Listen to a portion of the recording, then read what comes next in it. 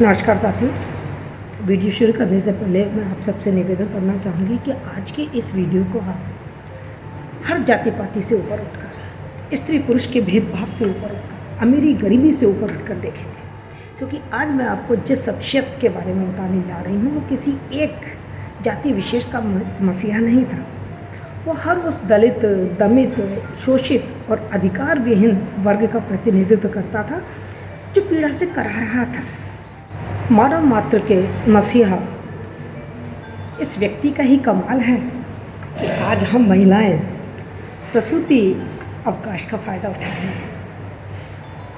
जी हाँ, इतिहास में 1942 में ये पहली बार हुआ था कि महिलाओं को कोई अवकाश स्वीकृत किया गया था। ये उसी ही शख्सियत का कमाल है कि हम आज स्टेट इंश्योरेंस का फ़ायदा उठा रहे हैं। आज डियरनेस अलाउंसेस हमें मिल रहे हैं और हमारे लिए काम के घंटे 8 घंटे निश्चित कर दिए गए। ये उसी शख्सियत का ही कमाल है। जबकि उस व्यक्ति ने अपने जीवन में क्या क्या नहीं सहा। वो व्यक्ति जब स्कूल जाता था तो अपने बैठने का, बिछाने का जो बोरा होता था और जो उसका बस्ता होता था उसे रोज़ लाद कर स्कूल ले जाना और लाना पड़ता था, क्योंकि कोई उसको हाथ लगाने के लिए तैयार नहीं होता था। कई दिन उसको पूरे दिन प्यासा रहना पड़ता था, क्योंकि स्कूल में कोई और व्यक्ति उसे पानी पिलाने वाला नहीं होता था और उसको नल या पीने के बर्तन को हाथ लगाने की कोई इजाज़त नहीं थी। उसे रहने के लिए घर नहीं मिलता था, किसी सराय होटल में उसे कमरा नहीं मिलता था और यदि कभी बुलावे में आकर मिल भी जाता तो जैसे ही उसके वर्ग और जाति का पता चलता तो लाठी और पत्थरों से उसका खूब आतिथ्य होता था। पर वो भी एक विशिष्ट किस्म की मिट्टी से बना हुआ व्यक्तित्व था, एक अजीब जीवट वाला व्यक्ति था। और उसने समझ लिया था कि यदि मुझे इस यातनाओं, प्रताड़नाओं से उबरना है तो इसका केवल एक ही मार्ग है और वह है शिक्षा। बच्चों, मैं आपसे भी यही कहती हूँ, शिक्षा ही वो संजीवनी है, शिक्षा ही वो जादू की छड़ी है जो आपकी सामाजिक, आपकी आर्थिक और आपकी राजनीतिक, आपकी हर तरीके की स्थिति को बदल सकता है। और यही इस व्यक्ति ने किया। शिक्षा के क्षेत्र में इनकी उपलब्धियां अन्य व्यक्तियों से कहीं और बहुत बड़ी थी। 4 तो पीएचडी की थी अगले व्यक्ति ने। कोलंबिया और लंदन विश्वविद्यालय से आपने अर्थशास्त्र और कानून की शिक्षा प्राप्त की थी। यदि वो चाहते तो विदेशों में बसकर बहुत अच्छी, सम्मानजनक और सुविधाजनक, सरल और आसान ज़िंदगी जी सकते थे, लेकिन उसे ये गवारा नहीं था। उसके ऊपर तो धुन सवार थी अपने ही देश के उन दलितों को और दमितों को अधिकार दिलवाना, उनको उस पीड़ा से मुक्ति दिलवाना जो उसने सही थी, पर कोई और वो पीड़ा ना सहे। साथियों, मुझे बताने की आवश्यकता नहीं है, अब तक आप समझ गए होंगे कि मैं किस शख्सियत के बारे में बात कर रही हूँ। जी हाँ, जिन्हें हम कहते हैं भारत का संविधान निर्माता बाबा साहब भीमराव अंबेडकर।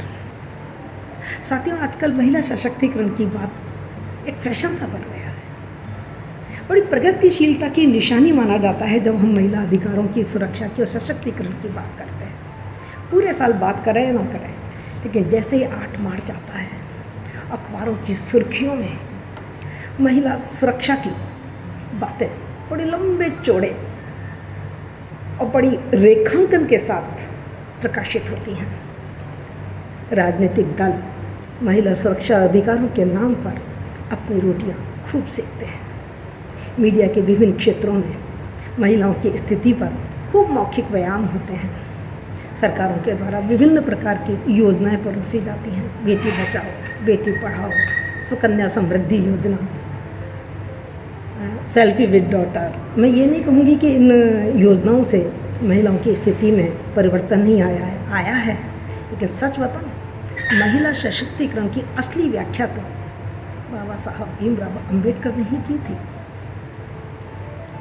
कितनी अजब और कितनी अजीब स्थिति है कि हम आज़ाद हो गए थे 15 अगस्त 1947 को, लेकिन इस आज़ादी के बाद भी हमारी आधी आबादी अर्थात नारी विभिन्न प्रकार की रूढ़िवादी बंदिशों की कैद में थी।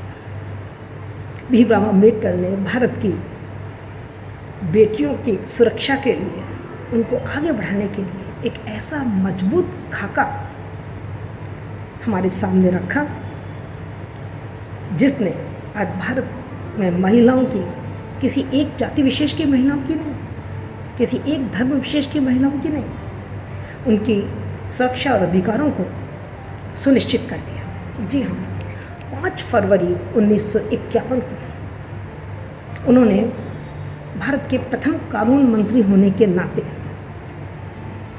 हिंदू कोड बिल प्रस्तुत किया। इस हिंदू कोड बिल में महिलाओं को उनकी पैतृक, उनके पिता की संपत्ति में अधिकार देने की बात कही गई थी। इस हिंदू कोड बिल में हिंदुओं में बहुविवाहों पर रोक लगाकर एक विवाह पर जोर दिया गया था। इस हिंदू कोड अधिनियम में महिलाओं को तलाक लेने का अधिकार था। कितना आश्चर्य की बात है कि उससे पहले केवल पुरुष तलाक ले सकते थे, महिला को तलाक लेने का अधिकार नहीं था। उसे किसी बच्चे को गोद लेने का भी अधिकार नहीं था। लेकिन इस कोड बिल पर ऐसा बवाल मचा, जैसा आज आप देख रहे हैं ना 3 तलाक पर मच रहा है, ऐसा बवाल मचा। चारों तरफ इसका बहुत विरोध हुआ। इतना विरोध हुआ कि भीमराव अम्बेडकर इस अधिनियम को कानून का रूप नहीं दिलवा पाए। उनके विरोध को देखते हुए डॉक्टर राजेंद्र प्रसाद, जो हमारे प्रथम राष्ट्रपति थे, उन्होंने नेहरू जी को एक पत्र लिखकर कहा कि अभी बहुत मतभेद है इस कानून के बारे में, बवंडर खड़ा हो सकता है, हमें ये सुनिश्चित करना है कि ये अधिनियम पास ना हो जाए। नेहरू जी इस अधिनियम के पक्ष में होते हुए भी उन्होंने भी अपने हाथ इस अधिनियम से खींच लिए और ये अधिनियम पास नहीं हो पाया। निराश भीमराव अम्बेडकर ने 27 सितंबर 1951 को इस्तीफा दे दिया। उन्होंने कहा कि यदि ये अधिनियम मैं पास करवा लेता तो मुझे इतनी खुशी होती जितनी कि संविधान बनाने पर भी नहीं हुई। और जब ये अधिनियम उन्होंने वापस लिया तो उनको इतना दुख हुआ। उन्होंने कहा मुझे ऐसा दुख हो रहा है जैसे मेरे आज कोई पुत्र की मृत्यु हो गई। लेकिन चूँकि अधिनियम में दम था, प्रगतिवादी अधिनियम था, महिलाओं की सुरक्षा अधिकार को लेकर अधिनियम था, तो नेहरू जी ने अपने प्रयासों के बाद टुकड़े टुकड़ों में इस अधिनियम को पास करवाया। जी हाँ, हिंदू मैरिज अधिनियम 1955 बना, हिंदू अधिनियम उत्तराधिकारी अधिनियम 1956 बना, हिंदू दत्तक ग्रहण और पोषण अधिनियम बना, हिंदू तलाक अधिनियम बना और हिंदू जो महिलाओं को सुरक्षा और उनके संरक्षण से संबंधित अधिनियम बने। तो यद्यपि ये अधिनियम उतने ज़्यादा प्रभावशाली नहीं रहे जितने हिंदू कोड बिल में इसके लिए प्रावधान थे, लेकिन हाँ फिर भी वो कहते हैं ना कि भक्ति बुद्ध की लंगोटी बढ़िया, something is better than nothing. इन अधिनियमों ने जब कानून का रूप बन गए तो भारत में स्त्रियों की स्थिति इतनी मजबूत कर दी जितनी कि ये प्रगतिशील कहे जाने वाले जो देश हैं, पश्चिमी देश, उससे भी ज़्यादा हमारे भारत में महिलाओं को सुरक्षा और अधिकार प्राप्त हुए। और समय समय पर न्यायालयों ने इस अधिनियम की पुनर्व्याख्या कर कर इसमें और अधिक स्पष्टता और वस्तुनिष्ठता लाने का प्रयास किया। सन 2005 में हिंदू उत्तराधिकार अधिनियम में संशोधन किया गया और महिलाओं को उनकी पैतृक संपत्ति में अधिकार के नियम को और ज़्यादा स्पष्ट किया गया। अभी 11 अगस्त 2020 को सर्वोच्च न्यायालय ने 2005 के उसी हिंदू उत्तराधिकार अधिनियम की पुनर्व्याख्या की और स्पष्ट किया कि किसी भी स्त्री को अपनी पैतृक संपत्ति में, अपने पिता की संपत्ति में जन्म से अधिकार है, चाहे उसका पिता जीवित है या नहीं। वास्तव में आज ये पुनर्व्याख्या होकर जो अधिनियम में सुधार हो रहे हैं, ये वास्तव में उन्हीं बाबा साहब भीमराव अम्बेडकर की एक जीत है, जो निश्चित रूप से आने वाले दिनों में महिलाओं की सुरक्षा, अधिकार और उनके उज्जवल भविष्य की एक नई इबारत लिखेगी। तो हम भीमराव अम्बेडकर को उनकी जयंती पर शत शत नमन करते हैं। परमात्मा उनकी आत्मा को जहाँ भी वो हों सदैव संतुष्ट और शांत रखें। Thank you so much.